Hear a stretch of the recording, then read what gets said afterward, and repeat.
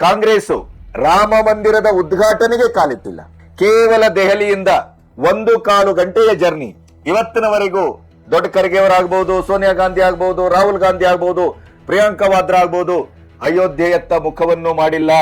ರಾಮ ಮಂದಿರವನ್ನ ಯಾವ ಕಾರಣಕ್ಕೂ ನೆನಪಿಸಿಕೊಂಡಿಲ್ಲ. ಇವತ್ತು ಮಲ್ಲಿಕಾರ್ಜುನ ಖರ್ಗೆಯವರು ರಾಮ ಮಂದಿರದ ಹಗರಣದ ಬಗ್ಗೆ ಮುಂಚೂಣಿಯಲ್ಲಿ ನಿಂತು ಮಾತಾಡ್ತಾರೆ. ಆದರೆ ರಾಮನೇ ಕಾಲ್ಪನಿಕ ವ್ಯಕ್ತಿ ಅಂತ, ರಾಮ ಸೇತುವೆಯೇ ಸುಳ್ಳು ಅಂತ, ಕೃಷ್ಣನೇ ಸುಳ್ಳು ಅಂತ, ಮಥುರವೇ ಸುಳ್ಳು ಅಂತ, ಕೇವಲ ಬಾಬರಿ ಮಸೀದಿ ಮಾತ್ರ ಶಾಶ್ವತ ಸತ್ಯ ಅಂತ ಹೇಳಿ ಕೋರ್ಟಿಗೆ ಹೋದಂತ ಕಾಂಗ್ರೆಸ್, ಸೋನಿಯಾ ಗಾಂಧಿ ಅವರು ರಾಮ ಮಂದಿರವೇ ಈ ದೇಶಕ್ಕೆ ಎಲ್ಲೋ ಒಂದು ಕಡೆ ವಿರೋಧಾಭಾಸ, ದುಬಾರಿ ಅಂತೆಲ್ಲ ಹೇಳಿದಂತ ನಾಲ್ಗೆಗಳು ಇವತ್ತು ರಾಜಕೀಯಕ್ಕಾಗಿ ಅದನ್ನ ಬಳಸ್ಕೊಳ್ತಾ ಇವೆ. ಇದು ದುರಂತಿ. ರಾಮ ಮಂದಿರದ ಹುಂಡಿ ಹಗರಣದ ಪ್ರಕರಣದ ನಂತರ ಏನಾಗಿದೆ? ಯೋಗಿ ಆದಿತ್ಯನಾಥ್ ಇರಬಹುದು, ಮೋದಿ ಅವರಿರಬಹುದು, NDA ಇರಬಹುದು, ಅಥವಾ ರಾಮ ಮಂದಿರಕ್ಕೆ ಜನ ಸಾಗರವೇ ಉಕ್ಕಿ ಉಕ್ಕಿ ಹರಿತಾ ಇದ್ದಂತ ಸಂದರ್ಭ ಇವತ್ತೇನಾದ್ರೂ ಬಣಗುಡ್ತಾ ಇದೆಯಾ?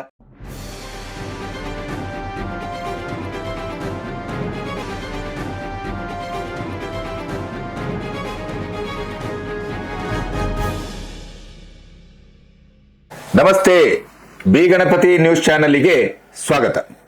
ಬಹಳ ದಿನಗಳಿಂದ ಅಯೋಧ್ಯೆಯ ದೇಣಿಗೆ ಹಣ ಅಥವಾ ಹುಂಡಿ ಹಣದ ಅವ್ಯವಹಾರ ಭಾರತದಾದ್ಯಂತ ಒಂದು ಬೆಂಕಿಯ ಸಂಚಲನವನ್ನ ಸೃಷ್ಟಿ ಮಾಡಿದೆ. ಅಯೋಧ್ಯೆ, ರಾಮ, ಕೃಷ್ಣ ನನ್ನ ಈ ದೇಶದ ಅಸ್ಮಿತೆಯ, ಸನಾತನ ಧರ್ಮದ, ನಮ್ಮ ಸಂಸ್ಕೃತಿಯ ಒಂದು 2 ಕಣ್ಣುಗಳಿದ್ದ ಹಾಗೆ ಮತ್ತು ನಮ್ಮ ನಂಬಿಕೆಯ ಆತ್ಯಂತಿಕ ನೆಲೆ. ಇವತ್ತು ಭಾರತದಲ್ಲಿ ಹಿಂದೂಗಳ ಧ್ರುವೀಕರಣ ಆಗಿದೆ. ಹಿಂದೂಗಳು ಒಗ್ಗಟ್ಟಾಗ್ತಾ ಇದ್ದಾರೆ, ಒಗ್ಗಟ್ಟಾಗಿದ್ದಾರೆ ಅಂತಂದ್ರೆ ಅದು ನಮ್ಮ ರಾಮ ಮತ್ತು ಕೃಷ್ಣ, ಮಥುರೆ ಮತ್ತು ಅಯೋಧ್ಯೆ. ಲಾಲ್ ಕೃಷ್ಣ ಅದ್ವಾನಿ ಅವರು ರಥಯಾತ್ರೆಯನ್ನ ಮಾಡುವ ಮೂಲಕ ಈ ದೇಶದಲ್ಲಿ ಸನಾತನ ಧರ್ಮದ ಪುನರುತ್ಥಾನಕ್ಕೆ ಪ್ರಥಮ ಹೆಜ್ಜೆಯನ್ನ ಇಟ್ರು ಅಂತಲೇ ಈ ದೇಶ ಭಾವಿಸಿದೆ. 520 ವರ್ಷಗಳ ಸುದೀರ್ಘವಾದಂತ ಹೋರಾಟದ ಮೂಲಕ ನ್ಯಾಯಬದ್ಧವಾಗಿ ಈ ದೇಶದ ಸರ್ವೋಚ್ಚ ನ್ಯಾಯಾಲಯದ ತೀರ್ಪಿನ ಆಧಾರದಲ್ಲಿ ಕೊನೆಗೂ ರಾಮಲಲ್ಲಾನ ಮಂದಿರ ಸ್ಥಾಪನೆ ಆಯಿತು, ಉದ್ಘಾಟನೆ ಆಯಿತು. ನಾ ಭೂತೋ ನಾ ಭವಿಷ್ಯತಿ. ಎಷ್ಟರ ಮಟ್ಟಿಗೆ ಅಂತಂದ್ರೆ ಇಡೀ ಪ್ರಪಂಚದ ಒಂದು ಪ್ರವಾಸಿ ಸ್ಥಾನಗಳಲ್ಲಿ ಉನ್ನತವಾದಂತ ನೆಲೆಯನ್ನ, ನಂಬಿಕೆಯನ್ನ ಮತ್ತು ಆಕರ್ಷಣೆಯನ್ನ ಪಡ್ಕೊಂಡದ್ದೇನಾದ್ರೂ ಇದ್ರೆ ಅದು ಅಯೋಧ್ಯೆ. ದುರ್ದೈವ, ದುರಂತ, ಮುಜುಗರ, ಆತಂಕ ಏನಪ್ಪಾ ಅಂತಂದ್ರೆ ಹಿಂದೂ ಧರ್ಮಕ್ಕೆ ಹಿಂದೂಗಳೇ ವಿರೋಧಿಗಳು. ನಮ್ಮ ನಂಬಿಕೆಗೆ ದ್ರೋಹ ಬಗೆಯುವವರು ಹೊರಗಿನವರಿಗಿಂತ ಒಳಗಿನವರೇ ಜಾಸ್ತಿ ಅನ್ನುವುದಕ್ಕೆ ಅಯೋಧ್ಯೆಯ ದೇಣಿಗೆ ಹಗರಣ, ಹುಂಡಿ ಹಗರಣ ಒಂದು ಉಜ್ವಲ ಸಾಕ್ಷಿಯಾಗಿ ನಮ್ಮ ಕಣ್ಣೆದುರು ನಿಂತಿದೆ. ಈಗ ನಮ್ಮೆದುರಿರುವ ಪ್ರಶ್ನೆ ಏನು? ರಾಮ ನಮ್ಮ ಅಸ್ತಿತ್ವ, ಕೃಷ್ಣ ನಮ್ಮ ಅಸ್ತಿತ್ವ, ರಾಮ ನಮ್ಮ ನಂಬಿಕೆ, ಕೃಷ್ಣ ನಮ್ಮ ನಂಬಿಕೆ. ಈ ನಂಬಿಕೆಯ ನೆಲೆಗೆ ಇವತ್ತು ಎಷ್ಟು ಘಾಸಿಯಾಗಿದೆ, ನಾವು ಎಷ್ಟು ಕಳ್ಕೊಂಡಿದ್ದೇವೆ. ರಾಮನ ನಂಬಿಕೆಯ ಈ ದೇಗುಲದಲ್ಲೇ ಈ ಹಣದ ವ್ಯವಹಾರ, ಹುಂಡಿ ಹಗರಣ ನಡೆದಂತ ಈ ಪರಿಸ್ಥಿತಿ ನಮಗೆ ಎಷ್ಟು ಆತಂಕವನ್ನ, ಮುಜುಗರವನ್ನ ತಂದಿದೆ. ಎಷ್ಟರ ಮಟ್ಟಿಗೆ ನಮ್ಮ ನಂಬಿಕೆಯ ನೆಲೆ ಕುಸಿದಿದೆ. ಯೋಗಿ ಆದಿತ್ಯನಾಥ್ ಅವರ ಮೇಲೆ ನಾವು ಇಟ್ಟ ನಂಬಿಕೆ ಅದು ಇವತ್ತಿಗೂ ಜೀವಂತವಾಗಿ ಇದೆಯೇ ಅಥವಾ ಕುಸಿತ ಇದೆಯೇ? ಮೋದಿಯವರ ಮೇಲೆ ನಾವು ಇಟ್ಟ ನಂಬಿಕೆ ಈ ದೇಶಿಕರಿಗೆ ಎಷ್ಟರ ಮಟ್ಟಿಗೆ ಈ ರಾಮ ಮಂದಿರದ ಹಗರಣದ ನಂತರ ಅದರ ಏರುಪೇರಾಗಿದೆ? ಇನ್ನೇನು ಚುನಾವಣೆಯ ಹೊಸ್ತಿಲಲ್ಲಿ ನಾವು ನಿಲ್ತಾ ಇದ್ದೇವೆ. 27ರಲ್ಲಿ ಉತ್ತರ ಪ್ರದೇಶದ ಚುನಾವಣೆ. ಈ ರಾಮ ಮಂದಿರದ ಹಗರಣದ ಪೂರ್ವದಲ್ಲಿ ನಡೆದಂತ 8ಕ್ಕೂ ಹೆಚ್ಚು ಸಮೀಕ್ಷೆಗಳು ಹಿಂದಿಗಿಂತ ಅತ್ಯಂತ ಪವರ್ಫುಲ್ ಆಗಿ ಅಧಿಕ ಸ್ಥಾನಗಳ ಮೂಲಕ ಎದುರಾಳಿಗಳೇ ಇಲ್ಲವೇನು ಅನ್ನುವ ಮಟ್ಟಕ್ಕೆ ಯೋಗಿ ಆದಿತ್ಯನಾಥ್ ಅವರು ಜಯಬೇರಿಯನ್ನ ಬಾರಿಸ್ತಾರೆ ಅಂತ ನಾವು ಆ ಸಮೀಕ್ಷೆಯ ಮೂಲಕ ತಿಳ್ಕೊಂಡಿದ್ದೆವು. ಆದರೆ ಈಗ ದೇಶವನ್ನ ಆಘಾತಗೊಳಿಸಿದ, ಹಿಂದೂಗಳನ್ನ ಘಾಸಿಗೊಳಿಸಿದ, ನಮ್ಮ ನಂಬಿಕೆಯನ್ನೇ ಒಂದು ರೀತಿಯಲ್ಲಿ ಅಲುಗಾಡಿಸಿದ ಈ ರಾಮ ಮಂದಿರದ ಹುಂಡಿ ಹಗರಣದ ಪ್ರಕರಣದ ನಂತರ ಏನಾಗಿದೆ? ಯೋಗಿ ಆದಿತ್ಯನಾಥ್ ಇರಬಹುದು, ಮೋದಿ ಅವರಿರಬಹುದು, NDA ಇರಬಹುದು, ಅಥವಾ ರಾಮ ಮಂದಿರಕ್ಕೆ ಜನ ಸಾಗರವೇ ಉಕ್ಕಿ ಉಕ್ಕಿ ಹರಿತಾ ಇದ್ದಂತ ಸಂದರ್ಭ ಇವತ್ತೇನಾದ್ರೂ ಬಣಗುಡ್ತಾ ಇದೆಯಾ? ಹುಂಡಿ ಖಾಲಿ ಆಗಿದೆಯಾ? ಈ ಎಲ್ಲ ಪ್ರಶ್ನೆಗಳು ಈ ದೇಶದ ಜನರೆದುರು ಬಂದು ನಿಲ್ತಾ ಇತ್ತು. ಅದಕ್ಕೀಗ ಅದ್ಭುತವಾದ ಉತ್ತರ ಸಿಕ್ಕಿದೆ, ಅದ್ಭುತವಾದಂತ ಫಲಿತಾಂಶ ಸಿಕ್ಕಿದೆ. ಅದರ ಜೊತೆಗೆ ರಾಮನ ಅಸ್ತಿತ್ವವನ್ನೇ ಪ್ರಶ್ನಿಸಿದ, ಅಯೋಧ್ಯೆಯನ್ನೇ ಪ್ರಶ್ನಿಸಿದ, ರಾಮ ಸೇತುವನ್ನೇ ಪ್ರಶ್ನಿಸಿದ ಏನು ಈ ದೇಶದ ಧರ್ಮದ್ರೋಹಿಗಳು ಅಂತೇನಿದ್ರಲ್ಲ ಅವರ ಬಣ್ಣ ಕೂಡ ಬಯಲಾಗಿದೆ. ಏನದು? ಆ ಎಲ್ಲ ವಿವರಗಳನ್ನ ನಿಮ್ಮೊಟ್ಟಿಗೆ ಹಂಚ್ಕೋಬೇಕು. ಇಲ್ಲಿಯವರೆಗೆ ನನ್ನ ಚಾನೆಲ್ ಅನ್ನ ಸಬ್ಸ್ಕ್ರೈಬ್ ಮಾಡದೇ ಇದ್ರೆ ಸಬ್ಸ್ಕ್ರೈಬ್ ಮಾಡಿ. ಅದರ ಜೊತೆಗೆ ಸ್ವತಂತ್ರ ಪತ್ರಿಕೋದ್ಯಮಕ್ಕೆ ಆರ್ಥಿಕವಾಗಿ ಬೆಂಗಾವಲಾಗಿ ಮತ್ತು ನನ್ನ ಮಾತು, ಇವತ್ತಿನ ವರ್ತಮಾನ, ಈ ಸಮಾಜದ ಹೊಕ್ಕುಳಿನಿಂದ ಬಂದಂತ ಫಲಿತಾಂಶ, 2027ರ ಚುನಾವಣೆಯ ಮೇಲೆ ಬೀರಬಹುದಾದಂತ ಈ ಹಗರಣದ ಫಲಿತಾಂಶ, ಪರಿಣಾಮ, ಈ ಎಲ್ಲದರ ಬಗ್ಗೆ ನಿಮಗೆ ಏನನ್ನಿಸ್ತದೆ ಅನ್ನೋದನ್ನು ಕೂಡ ಅತ್ಯಂತ ಸೂಕ್ತವಾಗಿ ನೀವು ಕಮೆಂಟ್ ಮೂಲಕ ನನಗೆ ತಿಳಿಸ್ತೀರಿ ಮತ್ತು ಆ ಮೂಲಕ ಹೊಸ ಹೊಸ ವಿಡಿಯೋಗಳನ್ನ, ವಿಚಾರಗಳನ್ನ ಹಂಚಿಕೊಳ್ಳಿಕ್ಕೆ ನೀವು ನೆರವಾಗ್ತೀರಿ ಅಂತ ನಾನು ನಂಬಿದ್ದೇನೆ. ಮೊದಲನೇದಾಗಿ ಒಂದಂತೂ ಸತ್ಯ, ಈ ದೇಣಿಗೆ ಹಗರಣದ ಮೂಲಕ ಅಯೋಧ್ಯೆ, ರಾಮ ಮಂದಿರ, ನಮ್ಮ ನಂಬಿಕೆ ಇತ್ಯಾದಿಗಳಿಗೆ ಒಂದು ತೀವ್ರವಾದಂತ ಮುಜುಗರ ಅಂತೂ ಬಂದದ್ದು ಸತ್ಯ. ಆತಂಕ ಸೃಷ್ಟಿಸಿದ್ದು ಸತ್ಯ. ರಾಮ ಮಂದಿರದಲ್ಲೇ ಈ ರೀತಿಯ ಹಗರಣ ಆಗ್ತದೆ ಅಂತಾದ್ರೆ, 7-8 ಜನ ಆರೋಪಿಗಳನ್ನ ಗುರುತಿಸ್ತಾರೆ ಅಂತಾದ್ರೆ, 3-4 ಜನರ ಬಂಧನ ಆಗ್ತದೆ ಅಂತಾದ್ರೆ, ಚಂಪತ್ರಾಯರಂತ ವ್ಯಕ್ತಿಗಳು ರಾಜೀನಾಮೆಯನ್ನ ಕೊಡ್ತಾರೆ ಅಂತಾದ್ರೆ, ಅಲ್ಲಿಯ ವಕೀಲರ ಸಂಘ, ಅಲ್ಲಿಯ ವಕೀಲರ ಒಂದು ಇಡೀ ಕೂಟ, ಅವರು ಈ ಆರೋಪಿಗಳ ಪರವಾಗಿ ಯಾರಾದರೂ ನ್ಯಾಯಮಂದಿರದಲ್ಲಿ ವಾದಿಸಲು ಮುಂದಾದ್ರೆ ಅವರಿಗೆ 5 ಲಕ್ಷ ದಂಡವನ್ನ ವಿಧಿಸ್ತೇವೆ ಅಂತ ಅವರು ಹೇಳಿದ್ದಾಗಬಹುದು. ಅದರ ಜೊತೆ ನೀವು ತಕ್ಷಣ ರಾಮ ಮಂದಿರದ ಹಗರಣದಲ್ಲಿ ಭಾಗವಹಿಸಿದ ಆರೋಪಿಗಳು ತಕ್ಷಣ ಅಯೋಧ್ಯೆಯನ್ನ ಬಿಟ್ಟು ತೊಲಗಿ, ಇಲ್ಲದಿದ್ದರೆ ನಿಮ್ಮ ಅಯೋಧ್ಯೆಯ ಪ್ರವೇಶಕ್ಕೆ ದ್ವಾರವನ್ನೇ ನಾವು ಬಂದ್ ಮಾಡ್ತೇವೆ ಅನ್ನುವ ಮಟ್ಟಕ್ಕೆ ವಕೀಲರ ಒಂದು ತಾಕೀತಿದೆಯಲ್ಲ, ಅದು ಅತ್ಯಂತ ಈ ಧರ್ಮದ ಮೇಲೆ, ರಾಮನ ಮೇಲೆ, ರಾಮ ಮಂದಿರದ ಮೇಲೆ ಇರುವ ನಂಬಿಕೆಯ ಒಂದು ಪ್ರತೀಕ ಅಂತ ನಾನು ಭಾವಿಸ್ತೇನೆ. ಅದರ ಹಿಂದೆ ಮುಂದೆ ನೋಡ್ತಾ ಹೋದ್ರೆ ಕಾಂಗ್ರೆಸ್ ರಾಮ ಮಂದಿರದ ಉದ್ಘಾಟನೆಗೆ ಕಾಲಿಟ್ಟಿಲ್ಲ. ಕೇವಲ ದೆಹಲಿಯಿಂದ 1.25 ಗಂಟೆಯ ಜರ್ನಿ. ಇವತ್ತಿನವರೆಗೂ ದೊಡ್ಡ ಖರ್ಗೆ ಅವರಾಗಬಹುದು, ಸೋನಿಯಾ ಗಾಂಧಿ ಆಗಬಹುದು, ರಾಹುಲ್ ಗಾಂಧಿ ಆಗಬಹುದು, ಪ್ರಿಯಾಂಕಾ ವಾದ್ರಾ ಆಗಬಹುದು, ಅಯೋಧ್ಯೆಯತ್ತ ಮುಖವನ್ನು ಮಾಡಿಲ್ಲ. ರಾಮ ಮಂದಿರವನ್ನ ಯಾವ ಕಾರಣಕ್ಕೂ ನೆನಪಿಸಿಕೊಂಡಿಲ್ಲ. ಇದೇ ಕೇಜ್ರಿವಾಲ್ ಇವತ್ತು ರಾಮನ ಹಾರ ಕದ್ದಿದ್ದಾರೆ, ವಜ್ರ ಕದ್ದಿದ್ದಾರೆ, ಪಾದಕೆ ಕದ್ದಿದ್ದಾರೆ, ಹಣ ಕದ್ದಿದ್ದಾರೆ, ನಂಬಿಕೆಗೆ ದ್ರೋಹ ಆಗಿದೆ, ನೋವಾಗಿದೆ ನನಗೆ ಅಂತ ಹೇಳುವ ಇದೇ ಕೇಜ್ರಿವಾಲ್ ರಾಮನ ಬಗ್ಗೆ, ಕೃಷ್ಣನ ಬಗ್ಗೆ, ಅಯೋಧ್ಯೆಯ ಬಗ್ಗೆ ಯಾವ್ಯಾವ ರೀತಿ ಮಾತಾಡಿದ್ರು ಅನ್ನೋದನ್ನು ನಾವು ಗಮನಿಸಿದ್ದೇವೆ. ಇವತ್ತು ಮಲ್ಲಿಕಾರ್ಜುನ ಖರ್ಗೆ ಅವರು ರಾಮ ಮಂದಿರದ ಹಗರಣದ ಬಗ್ಗೆ ಮುಂಚೂಣಿಯಲ್ಲಿ ನಿಂತು ಮಾತಾಡ್ತಾರೆ. ಆದ್ರೆ ರಾಮನೇ ಕಾಲ್ಪನಿಕ ವ್ಯಕ್ತಿ ಅಂತ, ರಾಮ ಸೇತುವೆ ಸುಳ್ಳು ಅಂತ, ಕೃಷ್ಣನೇ ಸುಳ್ಳು ಅಂತ, ಮಥುರವೇ ಸುಳ್ಳು ಅಂತ, ಕೇವಲ ಬಾಬ್ರಿ ಮಸೀದಿ ಮಾತ್ರ ಶಾಶ್ವತ ಸತ್ಯ ಅಂತ ಹೇಳಿ ಕೋರ್ಟಿಗೆ ಹೋದಂತ ಕಾಂಗ್ರೆಸ್, ಸೋನಿಯಾ ಗಾಂಧಿಯವರು ಇವತ್ತು ರಾಮ ಮಂದಿರದ ಹಗರಣದ ಬಗ್ಗೆ ಮಾತಾಡ್ತಾರೆ. ಮಾತಾಡಬಾರದು ಅಂತಲ್ಲ, ಪ್ರಜಾಪ್ರಭುತ್ವದ ದೇಶ ಇದು, ಜನತಂತ್ರ ವ್ಯವಸ್ಥೆ, ಪ್ರತಿ ಒಂದನ್ನು ಪ್ರಶ್ನಿಸುವ ಹಕ್ಕಿದೆ. ಆದರೆ ನೆನಪಿಡಿ, ದೇವಸ್ಥಾನದ ಹಣ, ದೇವಸ್ಥಾನದ ಹುಂಡಿ, ದೇವಸ್ಥಾನದ ದೇಣಿಗೆಗೆ ಯಾವುದೇ ರೀತಿಯ ವಿದೇಶಿ ಫಂಡು ಬರ್ತಾ ಇಲ್ಲ. ಇವತ್ತೇನು ವಿದೇಶಿ ಫಂಡಿಗೆ ಲಂಗು ಲಗಾಮನ್ನ ಹಾಕ್ಲಿಕ್ಕೆ ಏನು FCRA ತಿದ್ದುಪಡಿ ಕಾಯ್ದೆಯನ್ನ ಏನು ತರ್ತಾ ಇದೆ ಕೇಂದ್ರ ಸರ್ಕಾರ, ಅದು ಕೇವಲ ಮುಸ್ಲಿಮರಿಗೆ ಮತ್ತು ಕ್ರಿಶ್ಚಿಯನ್ನರಿಗೆ ಮತಾಂತರಕ್ಕೆ, ಈ ದೇಶದ ಅಸ್ಥಿರಗೊಳಿಸುವಿಕೆಗೆ, ಈ ದೇಶದಲ್ಲಿ ಭಯೋತ್ಪಾದಕರ ಚಟುವಟಿಕೆಯನ್ನ ಹುರಿದುಂಬಿಸ್ಲಿಕ್ಕೆ ಏನು FCRA ಮೂಲಕ ಹಣ ಬರ್ತಾ ಇತ್ತು NGOಗಳಿಗೆ, ಆ ರೀತಿಯ ಹಣ ಬಂದು ಬಿದ್ದದ್ದಲ್ಲ. ದೇವಸ್ಥಾನಕ್ಕೆ ಬಂದ ಹಣ ನನ್ನಂತವರು, ನಿಮ್ಮಂತವರು, ಸಾಮಾನ್ಯರು 5-10 ರೂಪಾಯಿಗಳನ್ನ ಹಾಕಿ ಹುಂಡಿಯನ್ನ ತುಂಬಿಸಿದ ಹಣ. ಅದು ಭಕ್ತಿಯ ಹಣ, ಶ್ರದ್ಧೆಯ ಹಣ, ನಂಬಿಕೆಯ ಹಣ. ಅದನ್ನ ಹಿಂದೂಗಳು ಪ್ರಶ್ನಿಸಬೇಕು, ಆಸ್ತಿಕರು ಪ್ರಶ್ನಿಸಬೇಕು, ರಾಮ ಭಕ್ತರು ಪ್ರಶ್ನಿಸಬೇಕು. ದುರಂತ ಅಂದ್ರೆ ರಾಮನೇ ಕಾಲ್ಪನಿಕ ವ್ಯಕ್ತಿ, ರಾಮ ಮಂದಿರದ ಕಟ್ಟೋಣವೇ ಅದು ಅಗತ್ಯ ಇಲ್ಲದೆ ಇದ್ದಂತ ಒಂದು ಕೆಲಸ. ರಾಮ ಮಂದಿರವೇ ಈ ದೇಶಕ್ಕೆ ಎಲ್ಲೋ ಒಂದು ಕಡೆ ವಿರೋಧಾಭಾಸ, ದುಬಾರಿ ಅಂತೆಲ್ಲ ಹೇಳಿದಂತ ನಾಲಿಗೆಗಳು ಇವತ್ತು ರಾಜಕೀಯಕ್ಕಾಗಿ ಅದನ್ನ ಬಳಸ್ಕೊಳ್ತಾ ಇವೆ. ಇದು ದುರಂತ. ದೇವಸ್ಥಾನದ ಹುಂಡಿ ಹಣವನ್ನ ಇವತ್ತು ಪ್ರಶ್ನಿಸ್ತಾರೆ, ಅದರ ಬಗ್ಗೆ ಮಾತಾಡ್ತಾರೆ, ಅದರ ಲೆಕ್ಕಾಚಾರ ಕೇಳ್ತಾರೆ. ಅದೇ ಮಸೀದಿ ಅಥವಾ ಚರ್ಚಿನಲ್ಲಿ ಆಗುವಂತ ಯಾವುದೇ ಹಣದ ಬಗ್ಗಾಗ್ಲಿ, ಯಾವುದೇ ಶ್ರದ್ಧಾ ಕೇಂದ್ರದ ಅವರ ಇಡೀ ಆರ್ಥಿಕ ವಿಲೇವಾರಿ ಬಗ್ಗಾಗ್ಲಿ, ಅಲ್ಲಿಯ ಹಗರಣಗಳ ಬಗ್ಗಾಗ್ಲಿ, ಅಲ್ಲಿಯ ಚರ್ಚಿನ ಫಾದ್ರಿಗಳು 3 ವರ್ಷ 4 ವರ್ಷ ಇಲ್ಲಿ ಇಮಾಮ್ಗಳು ಅಥವಾ ಈ ಮುಸ್ಲಿಂ ಧರ್ಮ ಬೀರುಗಳು ಸಣ್ಣ ಸಣ್ಣ ಮಕ್ಕಳ ಮೇಲೆ ಮಾಡುವಂತ ಅತ್ಯಾಚಾರಗಳಾಗ್ಬೋದು, ಇನ್ನೊಂದಾಗ್ಬೋದು, ಎಷ್ಟು ಕೇಸು ದಾಖಲಾಗಿದೆ. ಆದ್ರೆ ಅದರ ಬಗ್ಗೆ ಯಾರು ಮಾತಾಡಿದ್ರು? ನೋ, ಅದರ ಬಗ್ಗೆ ಮಾತಾಡುದಿಲ್ಲ. ರಾಮ ಮಂದಿರದ ಈ ಹಗರಣದ ಬಗ್ಗೆ ಯಾಕೆ ಇವರೆಲ್ಲರೂ ಎದ್ದು ಬಿದ್ದು ಈಗ ನಾವು ರಾಮ ಮಂದಿರಕ್ಕೆ ಹೋಗ್ಬೇಕು, ನಾವು ಅಯೋಧ್ಯಕ್ಕೆ ಹೋಗ್ಬೇಕು, ನಾವೀಗ ರಾಮನ ಮಂದಿರವನ್ನ ಪ್ರವೇಶ ಮಾಡಬೇಕು ಅಂತೇನೋ ಅಲ್ಲಿ ಹೋಗಿ ಬಹಳ ಪ್ರಹಸನಗಳನ್ನು ಮಾಡ್ತಾರೆ. ಇಲ್ಲಿಯವರೆಗೆ ಎಲ್ಲಿ ಹೋಗಿದ್ರು? ಇಲ್ಲಿಯವರೆಗೆ ಹೋಗಿದ್ರು? ಇಂಥ ಪ್ರಶ್ನೆಗಳನ್ನ ನಾನು ಕೇಳ್ತಾ ಇದ್ದದ್ದಲ್ಲ, ಜನ ಕೇಳ್ತಾ ಇದ್ದಾರೆ. ಈ ಎಲ್ಲ ಹಿನ್ನೆಲೆಯಲ್ಲಿ 27ರ ಚುನಾವಣೆ, ಉತ್ತರ ಪ್ರದೇಶದ ಏನು ಅತ್ಯಂತ ನಿರ್ಣಾಯಕವಾದಂತ ಚುನಾವಣೆ, ಆ ಚುನಾವಣೆಯ ಮೇಲೆ ಈ ಹಗರಣ ಎಷ್ಟರ ಮಟ್ಟಿಗೆ ಪ್ರಭಾವ ಬೀರಬಹುದು? ಯೋಗಿ ಆದಿತ್ಯನಾಥ್ ಅವರ ಮೇಲಿರುವ ಜನರ ನಂಬಿಕೆಯ ಪ್ರಮಾಣ ಏನಾದ್ರೂ ಕುಸಿದಿದೆಯಾ? ಮೋದಿ ಅವರ ಮೇಲೆ ಇದ್ದಂತ ಒಂದು ನಂಬಿಕೆ, ಅದರ ಪ್ರಮಾಣ ಏನಾಗಿದೆ? ಈ ಎಲ್ಲ ಒಂದು ಪ್ರಶ್ನೆಗಳನ್ನ ಇಟ್ಟುಕೊಂಡು ಸಿ ವೋಟರ್ಸ್ ಒಂದು ಸಮೀಕ್ಷೆಯನ್ನ ಮಾಡಿ, ರಾಮ ಮಂದಿರಕ್ಕೆ ಬರುವ ಜನರ ಸಂಖ್ಯೆ ಕಡಿಮೆ ಆಗಿದೆ, ಬಡಗುಡ್ತಾ ಇದೆ, ಅಲ್ಲಿಯ ಹುಂಡಿಯಲ್ಲಿ ಹಣ ಬೀಳ್ತಾ ಇಲ್ಲ, ರಾಮ ಮಂದಿರದ ಆಕರ್ಷಣೆ ಕಡಿಮೆ ಆಗಿದೆ, ಇತ್ಯಾದಿ ಇತ್ಯಾದಿ ಏನು ಕಾಂಗ್ರೆಸ್ ಒದರ್ತಾ ಇದೆ, ಪ್ರತಿಪಕ್ಷಗಳು ಮುಗುಳ್ತಾ ಇದೆ.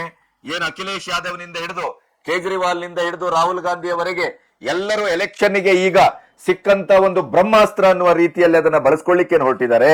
ಅದರ ಬಗ್ಗೆನೇ ಇವತ್ತು ಮಾತು ಕತೆ ನಡೀತಾ ಇದೆ.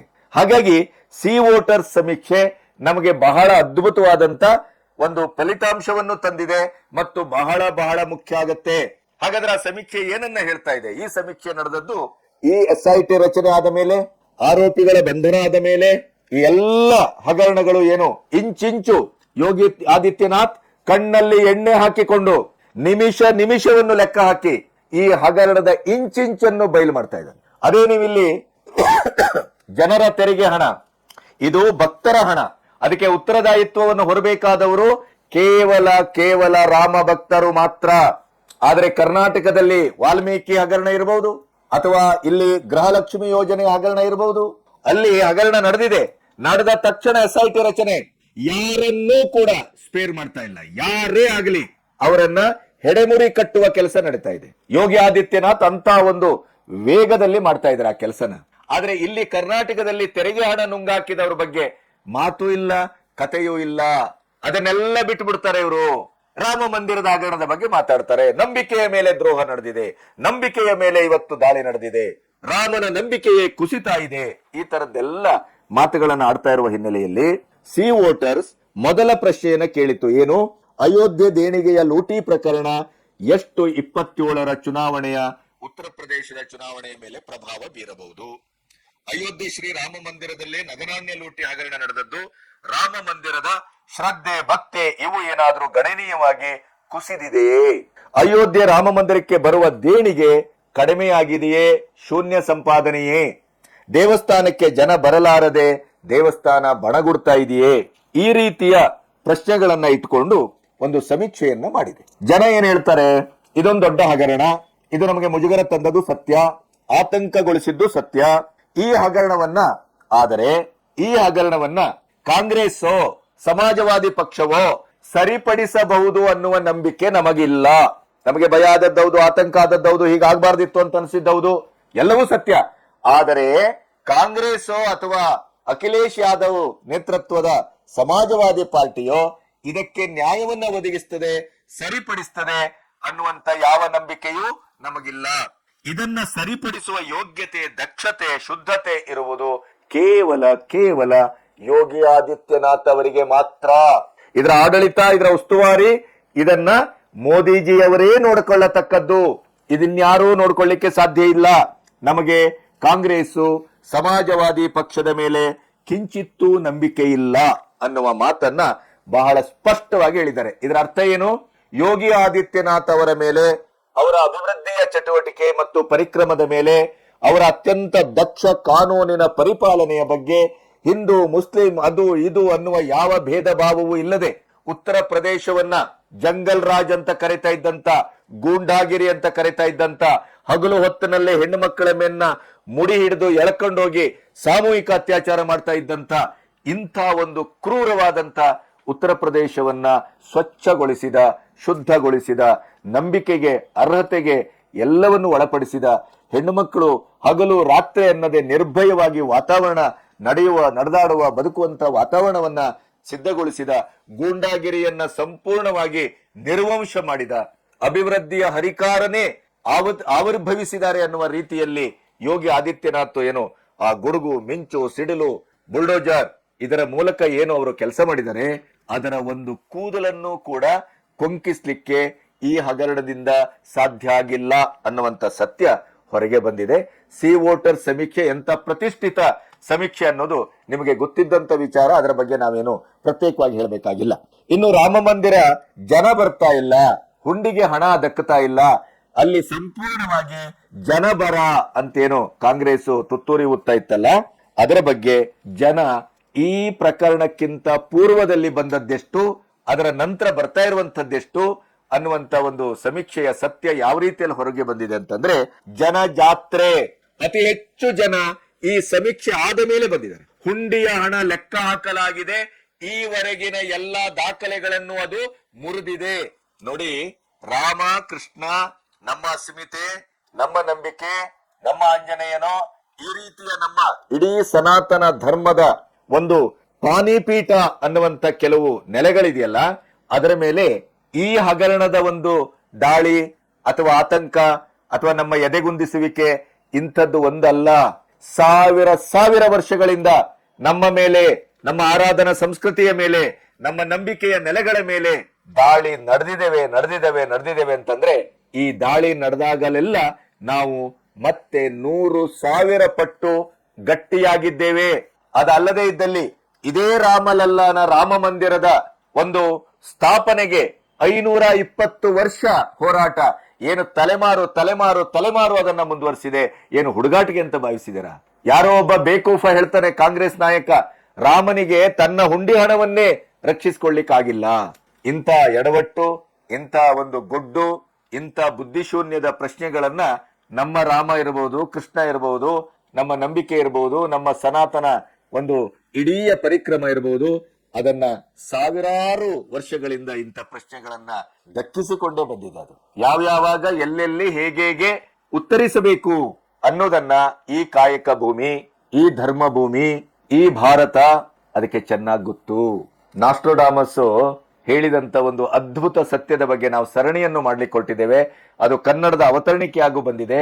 ಕೊನೆಗೂ ಉಳಿಯುವಂಥದ್ದು ಹಿಂದೂ ಧರ್ಮ ಮಾತ್ರ ಅಂತ ಅವನೇ ಹೇಳಿ ಹೊರಟಿದ್ದ. ಇಡೀ ಜಗತ್ತಲ್ಲಿ ಹಲವು 10 ವಿಷಮ ಸ್ಥಿತಿಗಳನ್ನ, ಸಂಕರಗಳನ್ನ, ಸವಾಲುಗಳನ್ನ ಎದುರಿಸಿಯೂ ಕೂಡ ಇಲ್ಲಿಯವರೆಗೆ ಬಂದು ಇವತ್ತು ಭಾರತದಲ್ಲಿ ಕಳೆದ 12 ವರ್ಷಗಳಲ್ಲಿ ಈ ಸನಾತನ ಧರ್ಮದ ಪುನರುತ್ಥಾನ ಇವತ್ತು ಗಗನಚುಂಬಿಯಾಗಿ, ಇವತ್ತು ಗಟ್ಟಿಯಾಗಿ ಅತಳವಿತಳ ಪಾತಾಳದಿಂದ ಗಗನದವರೆಗೆ ಅದು ತನ್ನ ಬೇರನ್ನ ಬಿಟ್ಟು ನಿಂತಿದೆ ಅಂತಾದ್ರೆ, ಅದು ಪ್ರಪಂಚದ ಧರ್ಮ ಆಗುವತ್ತ ಸಾಗ್ತಾ ಇದೆ ಅಂತಲೇ ಅರ್ಥ. ಮೋದಿ ಇವತ್ತು ವಿಶ್ವಗುರು ಆಗಿದ್ದು ಕೇವಲ ಹೇಳಿಕೆಯ ಮಾತಲ್ಲ. ವಿಶ್ವಗುರು ಅಂತ ಕರೆದದ್ದು ನಾವಲ್ಲ, ಬೇರೆ ದೇಶದವರು. ಟ್ರಂಪ್ ಇವತ್ತು ಒಂದು ಮೊನ್ನೆ G7 ಸಮ್ಮಿಟ್ ಅಲ್ಲಿ ಭೇಟಿಯಾದಾಗ ಮೋದಿ ಅವರು ಬರ್ತಾ ಇದ್ದಾಗ ಹೇಗೆ ಎದ್ದು ನಿಂತರು, ಆಮೇಲೆ ಅವರು ಪತ್ರಿಕಾ ಮಿತ್ರರ ಜೊತೆಗೆ ಮಾತಾಡ್ತಾ ಮೋದಿಯನ್ನ ಒಬ್ಬ ಬ್ಯೂಟಿಫುಲ್ ಮ್ಯಾನ್, ಆದ್ರೆ ಹಿ ಈಸ್ ಅ ಕಿಲ್ಲರ್. ವ್ಯವಹಾರ ಅಂತ ಬಂದಾಗ, ಟ್ರೇಡ್ ಅಂತ ಬಂದಾಗ, ದೇಶ ಅಂತ ಬಂದಾಗ ಆ ಮನುಷ್ಯ ಒಬ್ಬ ಕಿಲ್ಲರ್, ಆ ಲೆವೆಲ್ಗೆ ನಿಲ್ತಾರೆ ಅನ್ನೋದನ್ನ ಅವರು ಬಹಳ ಅದ್ಭುತವಾಗಿ ಹೇಳಿದರು. ಹಾಗಾಗಿ ಭಾರತಕ್ಕೆ ತನ್ನನ್ನ ರಕ್ಷಿಸಿಕೊಳ್ಳುವುದು, ಭಾರತದ ಧರ್ಮಕ್ಕೆ, ನಂಬಿಕೆಗೆ ಅಥವಾ ರಾಮ ಕೃಷ್ಣ ಮಥುರಾ ಅಯೋಧ್ಯೆ ಅಂತ ಬಂದಾಗ ಅದಕ್ಕೆ ಕಾಲದ ಮಿತಿ ಇಲ್ಲದೇನೆ ಅದು ತನ್ನ ರಕ್ಷಣೆಯನ್ನ ಮಾಡ್ಕೊಳ್ತದೆ ಅನ್ನೋದಕ್ಕೆ ವರ್ತಮಾನ ಸಾಕ್ಷಿಯಾಗಿದೆ. ರಾಮನಿಗೂ ಕುಂದು ಬಂದಿಲ್ಲ, ರಾಮ ಮಂದಿರಕ್ಕೂ ತೊಂದರೆ ಆಗಿಲ್ಲ, ರಾಮನೆಯ ಹೊಂದಿಗೂ ಸಮಸ್ಯೆ ಆಗಿಲ್ಲ. ಯೋಗಿ ಆದಿತ್ಯನಾಥ್ ದುಪ್ಪಟ್ಟು ಜನರ ಮತದ ಬೆಂಬಲದಿಂದ ಆಯ್ಕೆ ಆಗ್ತಾರೆ ಅನ್ನುವಂಥದ್ದನ್ನ ಸಿ ವೋಟರ್ಸ್ ಬಹಳ ಗಟ್ಟಿಯಾಗಿ ಈ ಹಗರಣದ ನಂತರವೇ ಸಮೀಕ್ಷೆಯ ಮೂಲಕ ಹೇಳಿದೆ. ಹಾಗಾಗಿ ಯಾವತ್ತೂ ಕೂಡ ನಮ್ಮ ಧರ್ಮದ ಮೇಲೆ, ನಮ್ಮ ನಂಬಿಕೆಯ ಮೇಲೆ ಬಹಳಷ್ಟು ದಾಳಿಗಳು ನಡೀತಾನೆ ಬಂದಿದ್ದಾವೆ. ಈ ದಾಳಿಗಳನ್ನೆಲ್ಲ ಯಾವ ರೀತಿಯಲ್ಲಿ ಹಿಂದೂ ಧರ್ಮ, ಸನಾತನ ಧರ್ಮ ಅದು ಎದುರಿಸಿ ನಿಂತಿದೆ ಮತ್ತು ಒಂದು ಪಾತಾಳದ ಒಂದು ಸ್ಥಿತಿಯಿಂದಲೂ ಕೂಡ ಅದು ನಭೋಮಂಡಲಕ್ಕೆ ಯಾವ ಕ್ಷಣದಲ್ಲೂ ಮಿಂಚಿನ ವೇಗದಲ್ಲಿ ಅದು ಸಂಚಾರ ಮಾಡಿ ಗೆದ್ದು ನಿಲ್ಲಬಹುದು ಅನ್ನೋದಕ್ಕೆ ವೆಸ್ಟ್ ಬೆಂಗಾಲದ ಚುನಾವಣೆಯ ಫಲಿತಾಂಶ ಬಹಳ ದೊಡ್ಡ ಸಾಕ್ಷಿ. ಅಸ್ಸಾಂ ಮತ್ತು ವೆಸ್ಟ್ ಬೆಂಗಾಲದಲ್ಲಿ ಹಿಂದೂಗಳ ಧ್ರುವೀಕರಣ ಆಗ್ತಾ ಇದ್ದದ್ದನ್ನ ಬಹಳ ಭಯದಿಂದ ಗಮನಿಸಿದಂತ ಇದೇ ಅಖಿಲೇಶ್ ಯಾದವ್ ಈ ಸಾರಿ ಅಲ್ಲಿ ಅಲ್ಪಸಂಖ್ಯಾತ ಪಿಚಡೆ ದಲಿತ್ PDA ಅನ್ನುವಂತ ಒಂದು ಸೂತ್ರವನ್ನ ಹಿಂದೂಗಳನ್ನೇ ಒಡೆದು ಯೋಗಿ ಆದಿತ್ಯನಾಥರ ಎದುರು ತಾನು ಗೆಲ್ಲಬೇಕು ಅನ್ನುವಂತ ಸಿದ್ದರಾಮಯ್ಯನವರ ಅಹಿಂದ ಸೂತ್ರವನ್ನ ಅಲ್ಲಿ ಅಳವಡಿಸಲಿಕ್ಕೆ ಹೊರಟಿದ್ದಾರೆ. ಆದ್ರೆ ಅದು ಸಾಧ್ಯವಾಗುವ ಯಾವ ಲಕ್ಷಣವೂ ಕಾಣ್ತಾ ಇಲ್ಲ. ಯಾಕೆಂತಂದ್ರೆ ಯೋಗಿ ಆದಿತ್ಯನಾಥ್ ಈ ಹಗರಣದ ನಂತರ ಮಾತಾಡ್ತಾ ಇರುವ ರೀತಿ ಅವರು ಕೊಡ್ತಾ ಇರುವಂತ ಸವಾಲು, ಅವರು ಎಸೆತಾ ಇರುವಂತ ಬಾಣ, ಅದನ್ನ ಅಖಿಲೇಶ್ ಯಾದವ್ರಿಂದಲೂ ರಾಹುಲ್ ಗಾಂಧಿಯಿಂದಲೂ ಯಾರಿಂದಲೂ ಅದನ್ನ ದಕ್ಕಿಸ್ಕೊಳ್ಳಿಕ್ಕೂ ಆಗ್ತಾ ಇಲ್ಲ, ಎದುರಿಸ್ಲಿಕ್ಕೂ ಆಗ್ತಾ ಇಲ್ಲ. ನೆನಪಿಡಿ, ಒಂದು ಉದಾಹರಣೆಯನ್ನ ಹೇಳುದಿದ್ರೆ, ಈಗೇನು ರಾಮ ಭಕ್ತಿ, ರಾಮ ಪ್ರಜ್ಞೆ, ಅಯೋಧ್ಯೆಯ ಹುಂಡಿ ಹಣ, ಅಯ್ಯೋ ನಮ್ಮ ಭಕ್ತರ ನಂಬಿಕೆಯ ಮೇಲೆ ಈ ರೀತಿಯ ಮೋಸ ವಂಚನೆಯೇ ಅಂತೆಲ್ಲ ಅಖಿಲೇಶ್ ಏನು ಮಾತಾಡ್ತಾ ಇದಾರಲ್ಲ, ಅದಕ್ಕೆ ಬಹಳ ಅದ್ಭುತವಾಗಿ ಯೋಗಿ ಆದಿತ್ಯನಾಥ್ ಉತ್ತರವನ್ನ ಕೊಟ್ಟಿದ್ದಾರೆ. ಅಖಿಲೇಶ್ ಯಾದವ್ ಈಗ ರಾಮ ಜಪಿಸ್ತಿರೋದು ನನಗೆ ಅತ್ಯಂತ ಖುಷಿಯನ್ನ ಕೊಟ್ಟಿದೆ. ರಾಮ ಯಾವ ಮಟ್ಟಕ್ಕೆ ತನ್ನ ಒಂದು ಬಾಹುವನ್ನ ಚಾಚಿತಾರೆ, ರಾಮ ಪ್ರಜ್ಞೆ ಯಾವ ರೀತಿಯಲ್ಲಿ ತನ್ನ ವಿರೋಧಿಗಳ ಎದೆಯಲ್ಲೂ ಕೂಡ ಅದು ಉತ್ಪನ್ನ ಆಗತ್ತೆ, ಮೊಳೆತದೆ ಅನ್ನೋದಕ್ಕೆ ಈ ಪ್ರಕರಣ ಸಾಕ್ಷಿಯಾಗಿದೆ. ಇವತ್ತು ಅಖಿಲೇಶ್ ಯಾದವ್ ಇರಬಹುದು, ರಾಹುಲ್ ಗಾಂಧಿ ಇರಬಹುದು, ಮಲ್ಲಿಕಾರ್ಜುನ ಖರ್ಗೆ ಇರಬಹುದು, ಅಥವಾ ಈ ಕೇಜ್ರಿವಾಲ್ ಅಂತವ್ರು ಇರಬಹುದು, ರಾಮನೇ ಕಾಲ್ಪನಿಕ ವ್ಯಕ್ತಿ, ರಾಮನ ಅಸ್ತಿತ್ವವೇ ಸುಳ್ಳು ಅಂತ ಹೇಳಿದವರು ಇವತ್ತು ರಾಮನ ಜಪ ಮಾಡ್ತಾರೆ, ರಾಮನ ಭಕ್ತಿ ಅಂತಾರೆ, ಭಕ್ತರ ನಂಬಿಕೆಯ ಹಣ ಅಂತಾರೆ, ಅದು ಈ ದೇಶದ ನಂಬಿಕೆಯ ನೆಲೆ ಅಂತಾರೆ. ಈ ತರದ ಶಬ್ದ ಪ್ರಯೋಗಗಳನ್ನ ಮಾಡ್ತಾ ಇದ್ದಾರೆ. ಅದಕ್ಕೆ ಯೋಗಿ ಆದಿತ್ಯನಾಥ್ ಹೇಳ್ತಾ ಇರುವಂತದ್ದು, ಅಖಿಲೇಶ್ ಯಾದವ್ ರಾಮ ಜಪವನ್ನ ಮಾಡ್ತಾ ಇರೋದು ಬಹಳ ಸಂತೋಷವನ್ನ, ಖುಷಿಯನ್ನ ತಂದಿದೆ. ಅಖಿಲೇಶ್ ಯಾದವ್ ಜಿ, ನೀವು ಬನ್ನಿ, ನಾನು ಬರ್ತೇನೆ. ಕೃಷ್ಣ ಜನ್ಮಭೂಮಿಯ ವಿಮೋಚನೆಗೆ ನಾವು ಪ್ರಯತ್ನಿಸೋಣ. ಏನು ಮಥುರಾ ಇದೆ, ಇವತ್ತು ಮುಸ್ಲಿಮರು ಅದರ ಮೇಲೆ ಕಬ್ಜಾ ಮಾಡಿದ್ದಾರೆ, ಕೋರ್ಟ್ಗೆ ಹೋಗಿದ್ದಾರೆ. ಹಾಗಾಗಿ ಸೂಚ್ಯವಾಗಿ ಬಹಳ ಚೆನ್ನಾಗಿ ಅವರು ಪಂಥಾಹ್ವಾನವನ್ನ ಕೊಟ್ಟರು. ರಾಮ ಜಪವನ್ನ ಮಾಡ್ತಾ ಇದ್ದೀರಿ, ಬಹಳ ಸಂತೋಷ. ಬನ್ನಿ, ನಿಮ್ಮೊಟ್ಟಿಗೆ ನಾವು ಇದ್ದೇವೆ, ಒಟ್ಟಿಗೆ ಹೋರಾಟ ಮಾಡೋಣ, ಕೃಷ್ಣ ಜನ್ಮಭೂಮಿಯನ್ನ ವಿಮೋಚನೆ ಮಾಡೋಣ, ಬನ್ನಿ. ಇವತ್ತೇನಾಗಿದೆ ಅಂದ್ರೆ, ಯೋಗಿ ಆದಿತ್ಯನಾಥ್ ಅವರ ಈ ಸವಾಲು ಸಮಾಜವಾದಿ ಪಕ್ಷಕ್ಕೆ ನುಂಗಲಾರದ ಬಿಸಿ ತುಪ್ಪ ಆಗಿದೆ. ದಂಗು ಬಡಿದು ಕೂತಿದ್ದಾರೆ. ಅವರಿಗೆ ಯಾವ ರೀತಿ ಉತ್ತರಿಸಬೇಕು ಅಂತ ಅರ್ಥ ಆಗ್ತಾ ಇಲ್ಲ. ಇದು ಯೋಗಿ ಆದಿತ್ಯನಾಥ್ ಅವರ ವ್ಯಕ್ತಿತ್ವ, ರಾಜಕೀಯ ಮತ್ತು ಎದುರಾಳಿಗಳನ್ನ ಎದುರಿಸುವ ರೀತಿ. ರಾಮ ಮಂದಿರದಲ್ಲಿ ಹಗರಣ ಆಗಿದೆ, ರಾಮ ಮಂದಿರದ ಹುಂಡಿ ಹಣ ಮೋಸ ವಂಚನೆಗೆ ಒಳಗಾಗಿದೆ. ಯಾರನ್ನ ನಾವು ನಂಬಿದ್ದೇವೋ ಅದೇ ವ್ಯಕ್ತಿಗಳು ಇವತ್ತು ದುರಾಸೆಗೆ ಬಲಿಯಾಗಿ ರಾಮನ ಹುಂಡಿಗೆ ಕೈ ಹಾಕಿದ್ದಾರೆ. ಅದರ ಪ್ರತಿಫಲವನ್ನ ಅತ್ಯಂತ ಕ್ರೂರವಾಗಿ ಎದುರಿಸ್ತಾ ಇದ್ದಾರೆ.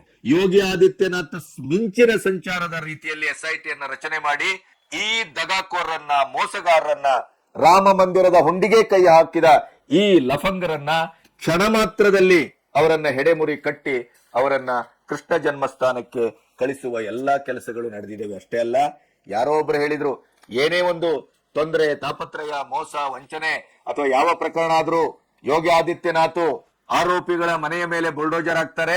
ಚಂಪತ್ ರಾಯ್ ಮತ್ತು ಇತ್ಯಾದಿಯವರನ್ನ ಯಾಕೆ ಬಿಟ್ಟಿದ್ದಾರೆ? ಇವರು ಹಿಂದೂಗಳನ್ನ ರಕ್ಷಿಸ್ತಾ ಇದ್ದಾರೆ. OIC ಮಾತಿದು. ಅದನ್ನ ಅತ್ಯಂತ ಪ್ಲಸ್ ಆಗಿ, ಎಸ್, ನಾನು ಹಿಂದೂಗಳ ರಕ್ಷಣೆಗೆ ನಿಂತಿದ್ದೇನೆ, ಆದರೆ ಇಂಥ ಧರ್ಮದ್ರೋಹಿಗಳು, ಇಂಥ ಲುಚ್ಚಗಳು, ಇಂಥ ಹುಂಡಿಯ ಹಣಕ್ಕೆ ಕೈ ಹಾಕುವಂತ ಕೈಯನ್ನ ಕತ್ತರಿಸಲಿಕ್ಕೂ ನನಗೆ ಗೊತ್ತಿದೆ ಅನ್ನುವ ಮಾತನ್ನ ಆಡುವ ಮೂಲಕ ಯೋಗಿ ಆದಿತ್ಯನಾಥ್ ಇವತ್ತು ತನಗೆ ಬಂದಂತ ಒಂದು ಬಹಳ ದೊಡ್ಡ ಸಂಕರವನ್ನ ಅದು ಎಷ್ಟು ಚೆನ್ನಾಗಿ ನಿಭಾಯಿಸ್ತಾ ಇದ್ದಾರೆ ಅಂತಂದ್ರೆ, ಆ ನಿಭಾವಣೆ ಕೇವಲ ಯೋಗಿ ಆದಿತ್ಯನಾಥ್ ಅವರಿಗೆ ಮಾತ್ರ ಸಾಧ್ಯ ಅನ್ನುವ ಒಂದು ಸತ್ಯ ಸಿ ವೋಟರ್ ಸಮೀಕ್ಷೆಯಿಂದ ಹೊರಬಿದ್ದಿದೆ. ಅಷ್ಟೇ ಅಲ್ಲ, 27ರ ಚುನಾವಣೆಯಲ್ಲಿ ಅಯೋಧ್ಯೆಯ ಈ ರಾಮ ಮಂದಿರದ ಹುಂಡಿ ಹಗರಣ ಸತ್ಯವಾಗಿಯೂ ಆ ಸಮೀಕ್ಷೆಯ ಇಡೀಯದಾದ ಮತಿತಾರ್ಥ ಏನು ಅಂತಂದ್ರೆ, ಅದು ಯೋಗಿ ಆದಿತ್ಯನಾಥ್ ಅವರಿಗೆ ವರವಾಗಲಿದೆಯೇ ಹೊರತು ಶಾಪವಲ್ಲ.